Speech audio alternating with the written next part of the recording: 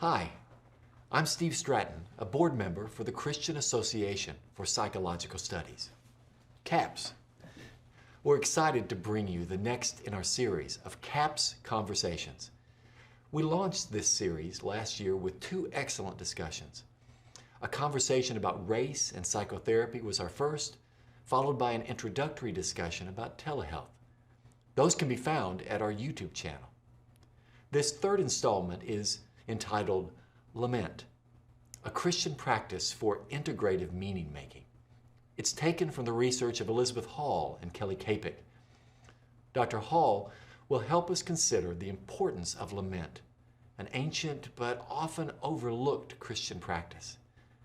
During these unprecedented years of anxiety, loneliness, grief, and loss, I can't think of a more pertinent discussion at the intersection of Christian theology, psychology, and spiritual formation.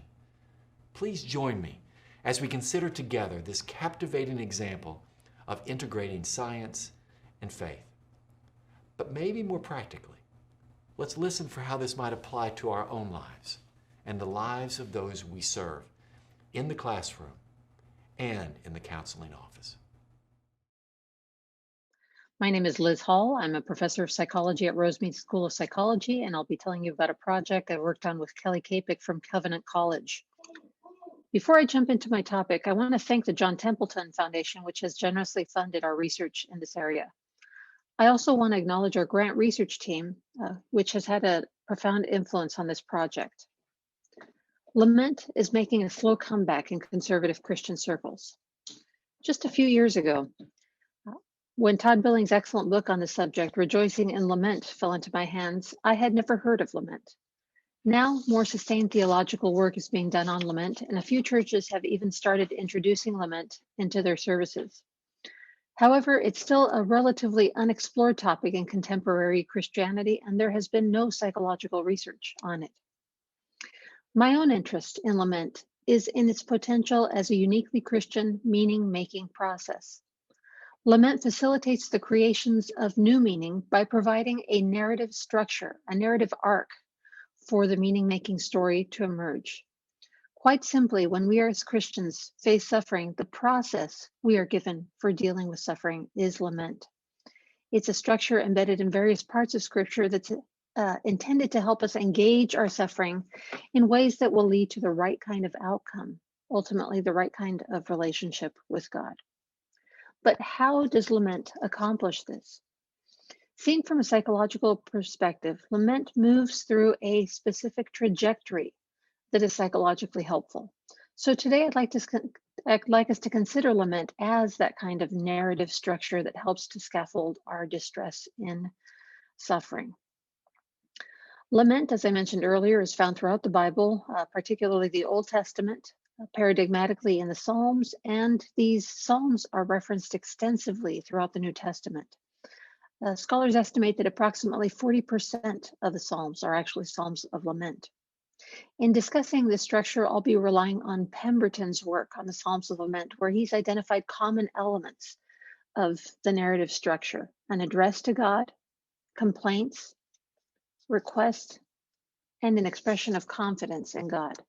In short, a process of meaning making that leads from suffering to worship.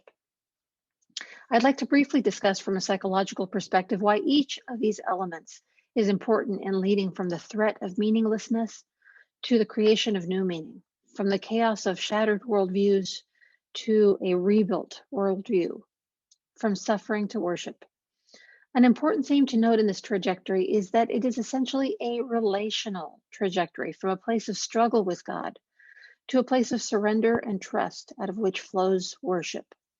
This involves a shift from a focus on one's own self and one's struggles to a focus on God. The Psalms of Lament typically begin by crying out to God. Psalm 13, which I'll be using as an example, starts off, "How long, Lord?" Lament is, by definition, engagement with God. It's not lonely catharsis. It's not a mere expression of our feelings.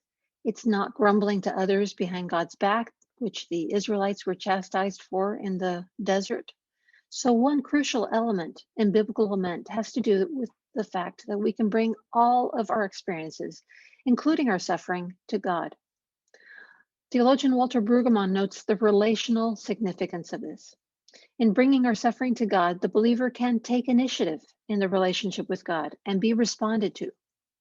He goes on to note the absence of lament makes a religion of coercive obedience the only possibility. But of course, in the Christian tradition, God does invite expression of our concerns and needs and responds to them. In the second component of lament, the cause of the suffering is brought before God in complaint. The threatened loss of meaning in the face of suffering is also expressed. So, for example, in Psalm 13, the psalmist says, "Will you forget me forever? How long will you hide your face from me? How long must I wrestle with my thoughts and day after day have sorrow in my heart? How long will my enemy triumph over me?" There's actually a remarkable array of causes of suffering that are brought forward in the complaint. As summarized by Pemberton, these include bodies that are not working well, disease and pain, disappointments in life, depression, people who lie about us, who take us to court, who scheme to cause us trouble or shame us or try to take advantage of us, lifelong friends who abandon us at our moments of greatest need and who turn on us. But the most startling thing about the complaints that are brought forward in lament is that often God Himself is the focus. Bible teacher and musician Michael Card writes that the two fundamental questions of complaint across the range of difficult life circumstances are, "God, where are you?" and, "God, if you love me, then why?" It would appear that nothing is off limits when it comes to expressing our suffering to God. Doubts about God, anger at God, hatred of our enemies. God is open to us expressing honestly whatever is in our hearts. This expression of suffering is a crucial element of lament, because in lament, suffering is not denied or minimized. It's not dealt with by explaining it away or by distancing ourselves from it. It's recognized, and in so doing, the experience of the sufferer is legitimized. This is important psychologically because research shows that processing the suffering, staying with the suffering, is necessary for growth to come out of suffering. In fact, some studies suggest that the amount of time spent in intentional engagement with the suffering is directly correlated to the amount of growth that is reported. In the third element of lament, the request, God is acknowledged as the one who can actually do something about the suffering. In Psalm 13, the request is, "Look on me and answer, Lord, my God, give light to my eyes." Nick Walterstorff distinguishes between two kinds of requests for deliverance: deliverance from suffering, but also deliverance from the threat of meaninglessness. This distinction highlights the difference between the difficult life event itself and the disorientation it produces. Both are brought to God for deliverance. The acknowledgement of God's power implicit in the request also introduces hope into the process of lament. When we ask God to act, we're reminded that God can act. Hope is central to meaning making and consequently to suffering and flourishing. In fact, hope is a common element of all theories of meaning. Psychological research shows that hope is intrinsic to a sense of meaning in life, and that when we statistically partial out hope from a sense of meaning, the inverse relationships between meaning and both depression and anxiety decrease. In plain English, hope is what helps meaning translate into better psychological outcomes. Meaning making must also evoke hope in order to lead the sufferer into a better place. Research also supports this claim. For example, one study found that hope mediated the relationship between a sense of meaning in life and well-being. In other words, hope is one of the reasons that people with meaning in life flourish. The last component, found in all but one of the Psalms of Lament, is the expression of confidence in God. With this element, the transition to praise and worship is completed. It's often marked by the word "but." The transition signals a contrast, a movement into a new way of experiencing reality, a kind of line that is crossed in which the shift changes from one centered on the psalmist and his own pain to one centered on God. The transition can seem quite abrupt, leading Walter Brueggemann to say the movement from plea to praise is one of the most startling in all of Old Testament literature. This element of praise is also what distinguishes biblical lament from mere lament. For example, Psalm 13 ends, "But I trust in your unfailing love. My heart rejoices in your salvation. I will sing the Lord's praise, for he has been good to me." What causes the transition from plea to worship? This is actually not clear in the Psalms. The Psalms of Lament are silent regarding why or how this shift to praise occurs. Has God already acted? Perhaps. But my own sense is that something else is happening here, a shift that is internal and rather than external, that is based on psychological and spiritual factors rather than a change in circumstances. Based on my experiences interviewing many people who suffer as part of my research, I think that the transition occurs because of the surrender to God that the earlier parts of lament facilitate. Even when God has not yet acted, the movement through the lament can lead the sufferer to this place of worship. So as we pray through the Psalms, as we call out to God, pour out our hearts and petitions to Him, and allow ourselves to be reminded of who God is, our desires and affections and perspectives are reshaped. Eugene Peterson says that this is the lesson of the Psalms, that all true prayer pursued far enough will become praise. It does not always get there quickly, it does not always get there easily, but the end is always praise. I mentioned earlier that lament has not been studied from a psychological perspective, but there is some related research that informs our project. While anger and disappointment at God have been studied for some time, the ways in which people engage God with these feelings has not been studied as extensively. There are 3 existing psychological constructs that have addressed engagement with God in ways that are relevant to lament. Hall and Edwards' concept of realistic acceptance, Beck's concept of communion and complaint, and Exline's work on protest. So let me review these concepts and note their relevance to the concept of lament. Hall and Edwards drew on object relations theory to create a measure of relationship with God, the spiritual assessment inventory. One subscale of this measure, entitled Disappointment with God, reflects a number of negative experiences with God. Another subscale, Realistic Acceptance, assesses a person's capacity to work through difficult experiences with God.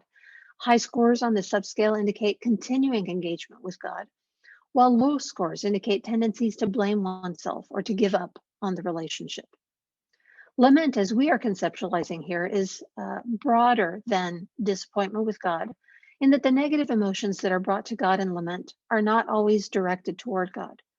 For example, in lament, the person may bring before God their anger at people who seek them harm or sadness at their circumstances without necessarily blaming God for these circumstances. In addition, lament represents a trajectory that in addition to bringing difficult experiences to God, includes petitions and ends in expressions of praise or confidence in God. These 2 elements of lament are also absent from Hall and Edwards' work. Richard Beck drew on 3 theories of love and human relationships: attachment theory, object relations theory, and Sternberg's triangular love theory, to develop an empirically based model of relationship with God. His factor analytic work resulted in 2 factors. The first, labeled communion, involves high awareness of God and realistic acceptance scores on the SAI, and low avoidant attachment. Beck concluded that this factor represented a strong sense of God's presence in one life in an intimate and trusting way. It's significant that the realistic acceptance subscale of the SAI loaded onto this factor, indicating a commitment to engaging with God to work through struggles in the relationship that was part of this overall factor representing a warm and loving relationship. Beck's second factor labeled complaint was characterized by dissatisfaction with God. Loading onto this factor were high scores on the SAI instability and disappointment factors and attachment anxiety. It should be noted that this factor, which Beck labeled complaint, does not actually contain any items suggesting that negative feelings toward God are behaviorally expressed in complaint to God. In fact, these kinds of items are instead found in Beck's communion factor in the form of the SAI realistic acceptance subscale. In other words, in spite of its name, the complaint subscale does not reflect the behavioral aspect of lament as we are conceptualizing it. It's worth noting that Beck's two factors were orthogonal to each other. In other words, it was set up so that scores on one do not predict scores on the other. What this indicates is that theoretically, disappointment with God may be experienced at any level of the communion factor, suggesting that being intimate with God allows for disappointment in that relationship. More recently, Julie Exline proposed the notion of protest toward God. In a first study, Exline found that expressing questions and complaints to God were seen as morally acceptable in both an American undergraduate sample and an American online adult sample. Feeling anger at God was seen negatively in the undergraduate sample, but not in the adult sample. And disappointment and frustration were also seen as morally neutral. In addition, after controlling for some items indicating a tendency to distance oneself from God, these protest toward God behaviors were positively correlated with seeing oneself as having a close, positive, resilient bond with God. These findings essentially replicate Beck's findings that a commitment to engage with God, to work through struggles in the relationship, is part of a warm, loving relationship with God, much as we are suggesting with our construct of lament. In a subsequent study, Exline and her colleagues studied protest in a short-term longitudinal study of participants in a chronic headache intervention program. Using her short protest measure, she found that anger toward God and protest correlated highly with each other, as we might expect. In addition, anger at pretest predicted sustained distress over the treatment period. However, when anger was statistically controlled for, protest toward God at pretest predicted decreases in anxiety, depression, and stress at post-test. As a point of contrast, items representing relationship building with God, for example, tried to trust God at pretest, were not correlated with distress at post-test. These results indicate that engaging with God in protest is more helpful in alleviating distress than simply attempting to draw close to God. While not statistically tested through moderation analyses, these results in combination suggest the possibility that protest moderates the relationship between anger and subsequent distress. In other words, it's possible that protest ameliorates the positive relationship between anger at God and distress. While Exline's work represents behavioral engagement with God through questioning and complaint, in addition to anger at God, the protest construct is not as broad as lament, and it does not include negative emotions when these are not directed at God, nor does it include petition or praise.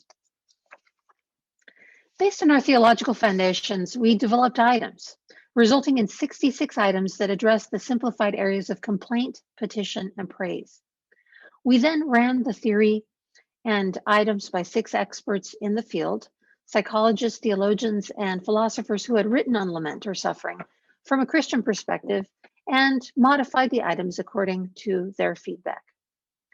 After refining items based on their feedback, we collected an empiric sample, recruiting for Christians active in their faith who had experienced a serious stressful experience that caused substantial suffering in the last 6 months.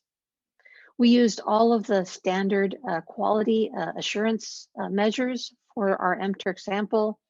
And after removing participants that did not fulfill our entrance criteria, There were a total of 378 participants who were largely white and married or cohabiting with a fairly even distribution of gender. Our exploratory factor analysis yielded 4 factors. In combination, they accounted for 60.5% of the variance. We eliminated items with loadings lower than 0.5, and we also eliminated additional items for theoretical reasons and in order to shorten the scale. We ended up with 25 items and 4 subscales. The first 3 factors map cleanly onto our theoretical framework, and so accordingly, we have labeled them praise, complaint, and petition. The 4th factor, consisting of only 3 items, seems to be a more acute form of request, which we have labeled plea. We are currently in the process of finalizing cognitive interviewing for the resulting scale and will shortly be launching an MTurk CFA and construct validity data gathering effort. There are a couple of issues with the scale that we need to resolve. One of these has to do with our recommendations for using the scale. Specifically, all of the items cannot be forced onto one factor, suggesting that a total score is not useful.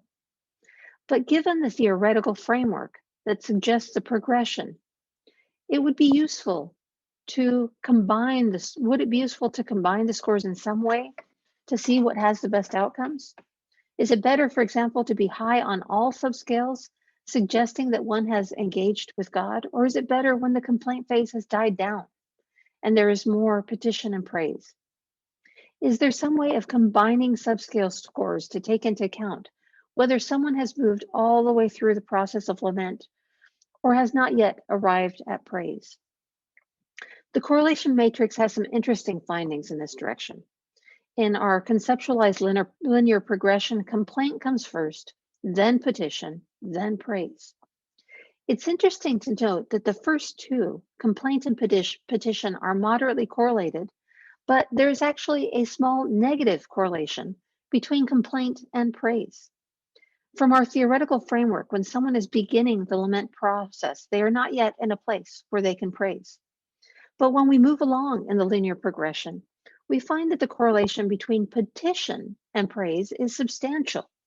Again, interpreting from within our theoretical framework, once you are through the complaint and have moved on to petition, you are in a better place to then praise. So the structure of lament suggests that there is a linear progression, and the subscale correlations are at least consistent with that. We still don't have answers to the question of how the subscales should be used, and any suggestions would be welcomed. A second issue has to do with the conceptualization of the plea factor. It's unclear at face value why these 3 items didn't load with the rest of the petition items, and the pattern of correlations seems to be different than the other petition items. While both petition and plea correlate substantially with praise, the pattern with complaint is different. Complaint is moderately correlated with petition, but does not correlate with plea. Perhaps plea is located at the far end of petition. In other words, it is petition right before the petition turns into praise, once complaint dies down somewhat. In closing, I want to emphasize the importance of developing constructs such as the practice of lament that are emic to specific religions in order to make progress in our research.